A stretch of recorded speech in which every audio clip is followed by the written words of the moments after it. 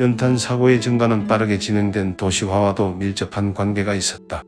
1950년대 중반부터 사람들이 도시로 몰려들면서 판잣집, 블록집 등 날림집이 우후죽순처럼 세워졌다. 집장수들이 판박이로 지어 파는 집도 사정은 마찬가지였다. 시골에서처럼 나무를 뗄 수도 없고 그렇다고 비싼 기름 보일러를 놓을 형편도 안 되는 도시 생활에선 연탄은 처음엔 참 고마운 연료였다. 연탄은 가벼워 운반하기 좋았다. 또 보관하기도 편했다. 불이 꺼져도 다시 빠르게 붙일 수 있는 데다 탄을 갈기도 쉬웠다.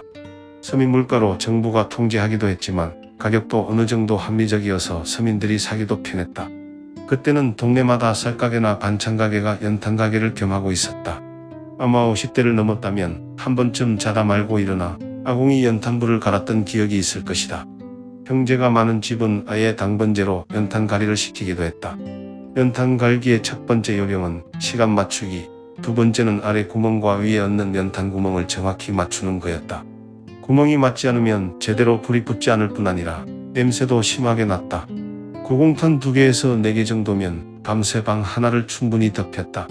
거기다 취사는 물론 난방에 목욕물까지 제공했으니 연탄은 빠르게 도시연료, 국민연료가 될 수밖에 없었다. 그러나 연탄은 겨울을 따뜻하게 나게 도와주는 친구만은 아니었다.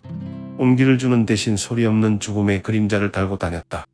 1971년 제1회 가스중독 학술 세미나에서 서울예대 연구진은 54년부터 71년까지 경찰에 신고 접수된 가스중독 사망자가 12,653명이나 됐다고 보고했다.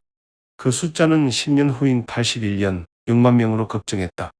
이는 1982년 5월 4일자 경향신문의 기사가 단적으로 보여준다.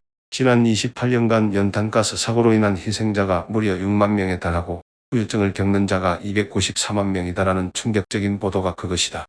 겨울밤의 따스함을 위해 그때 사람들은 목숨을 걸어야 했다. 거기다 사망자의 거의 100%는 돈 없고 힘없는 서민들이었다. 60년대 초 공군참모총장 집에서 운전병 3명이 연탄가스에 중독, 숨진 사건이 일어났다. 그러자 총장 집에서 기름 보일러 대신 연탄을 뗀다는 게 화제가 됐다. 그만큼 있는 사람들은 연탄을 멀리했다는 증거다. 카이스트 건물을 짓기 전 기숙사 건물만 있을 때 박정희 대통령이 방문을 했다. 그때 MIT를 막 졸업한 배순훈 박사를 가리키며 누군가 이 사람이 MIT 졸업했어요라 말했다. 그때 배순훈 박사 29살 때 일다.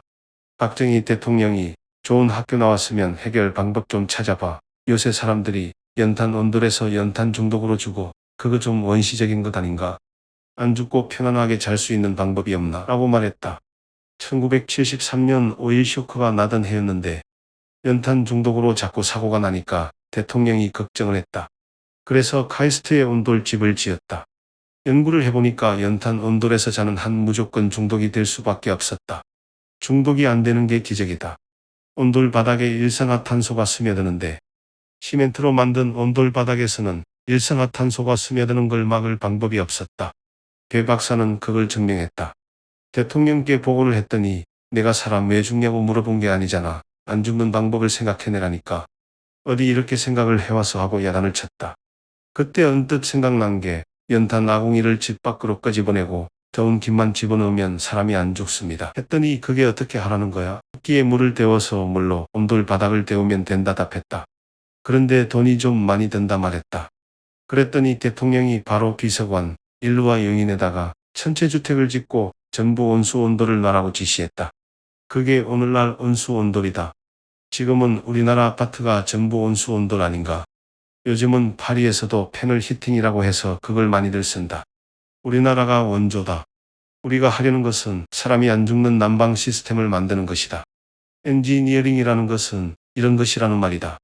그렇게 만들어진 것이 새마을 보일러이다.